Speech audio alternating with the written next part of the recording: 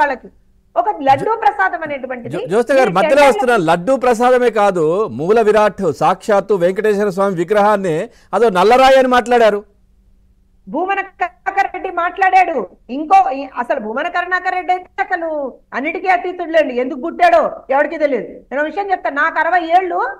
నేను ఇప్పుడు నా చిన్నప్పుడు ఎప్పుడు కూడా నేను పైన ఏముందో అసలు దేవుడు ఉన్నాడు అనుకుంటున్నా తెలియదు అన్నాడు. అవును, అట్లాంటి వాడిని తీసుకొచ్చి పెట్టారు అక్కడ. ఆ తిక్క సన్నాసి, ఆ మాట అంటే ఆ తిక్క సన్నాసిని తీసుకొచ్చి ఇక్కడ పెట్టాడు. ఇంకో తిక్క సన్నాసి తింగరోడు అంటే మళ్ళీ కోపాలు వచ్చేస్తాయి ఒక్కొక్కడికి పొడుచుకొని. అంటే ఇవన్నీ ఎందుకు మాట్లాడుతున్నాను అని అంటే నేను ఒకటి చెప్తానండి, దేనికైనా ఒక పద్ధతి ఉంటుంది. పద్ధతిని మీరు ఎవడేం చేసినా సరే దానికి ఖచ్చితంగా వాళ్ళు పే చేసుకోవాల్సి వస్తుంది. They have to pay the price for that. ఇవాళ గత 5 సంవత్సరాల్లో జరిగిన దానికి ఇవాళ నిజంగా కూడా అందరం కూడా హిందువులమే అనియండి, భగవంతుడి భక్తులే అనియండి, వెంకటేశ్వర స్వామిని ఆరాధించే ప్రతి వ్యక్తి కూడా ఇవాళ రోజున నిజంగా కూడా ఏమంటారంటే మనసుని కలిచివేసేటువంటి ఒక పరిస్థితి, కళ్ళ నీరు పెట్టుకుంటున్నటువంటి పరిస్థితి. నిజంగా కూడా ఏమవుతుంది, ఎందుకనంటే అక్కడ ఉన్నది ఎవడండి ఒక్కొక్కడును ఆంజనేయ స్వామి చేతి తీసేస్తే ఏమవుతుందయ్యా, బొమ్మే కదా అన్నాడు ఒకడు తెంగర వెధవ.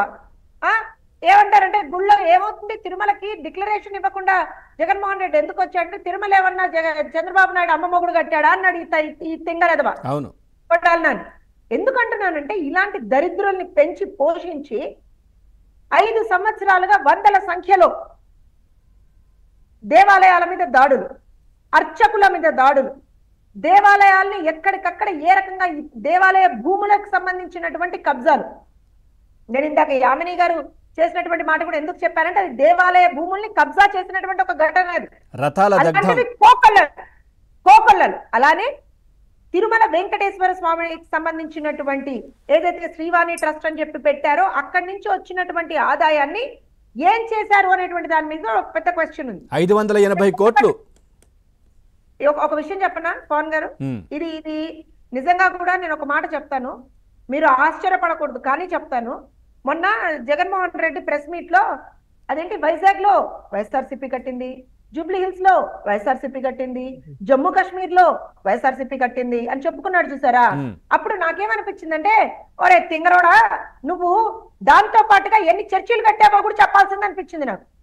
ఎందుకంటే ఆ డబ్బులు ఏవైతే ఉన్నాయో వైఎస్ఆర్సీపీ పార్టీ అకౌంట్ లో కాదండి. వైఎస్ఆర్సీపీ పార్టీ ఏమి ఇవ్వలేదండి, భారతిరెడ్డి ఏమి ఇవ్వలేదండి, జగన్మోహన్ రెడ్డి ఏమి ఇవ్వలేదండి, సజ్జలేమి ఇవ్వలేదండి. ఎవరిచ్చారండి? తిరుమల వెంకటేశ్వర స్వామి డబ్బులండి. వీళ్ళు వచ్చి ఒక్కొక్కళ్ళు మాట్లాడుతుంటే ఒళ్ళు మండదా, నిజంగా చెప్తున్నాను ఒళ్ళు మండదా. అండ్ ఇంకొకటి చెప్తానండి, ఇప్పుడు స్వామివారు ఉన్నారు, వారు చెప్తారు మహాపాతకం అనేటువంటిది ఒకటి ఉంటుంది. మహాపాతకం కొన్ని చేస్తే మహాపాతకం చేశారంటారు. అలా చేసినటువంటి వాళ్ళకి తీవ్రమైనటువంటి శిక్షలు ఉంటాయి. ఇది ఏదైతే వీళ్ళు చేశారో లడ్డూని అపవిత్రం చేయడానికి ఏదైతే ఒక ప్రయత్నం చేశారో అది మరి ఎంతవరకు జరిగింది, ఏ లెవెల్ వరకు చేశారు, ఎన్ని నెలల నుంచి చేస్తున్నారు, అవన్నీ కూడా బయటపడాలి కదా పవన్ గారు. సో అవన్నీ బయటపడాలి అన్నందుకే సిట్టేశాము. కానీ అది ఏదైతే వాళ్ళు చేశారో కొన్ని వందల మంది హత్య చేసినటువంటి ఈక్వేటర్ ఏదైతే వాళ్ళు చేశారో కొన్ని వందల మందిని హత్య చేసినట్టు కాదు, హంతకులకి ఏ శిక్ష ఉండాలో తెలుసు కదా మీకు. సీరియల్ కిల్లర్స్, సీరియల్ మర్డర్స్ చేసిన వాడు ఉంటాడు కదా, వాడికి ఏం శిక్ష వేస్తారు? ఉరి శిక్ష వేస్తారు. అలాంటి ఉరి శిక్ష వీళ్ళకి పడితేనే సరిగ్గా అవుతారు. నిజమే మీరు అంటున్నట్టుగా తిరుమలను వ్యాపార కేంద్రంగా ఏ విధంగా మార్చారనేది వైవి సుబ్బారెడ్డి గారు గతంలో బోర్డు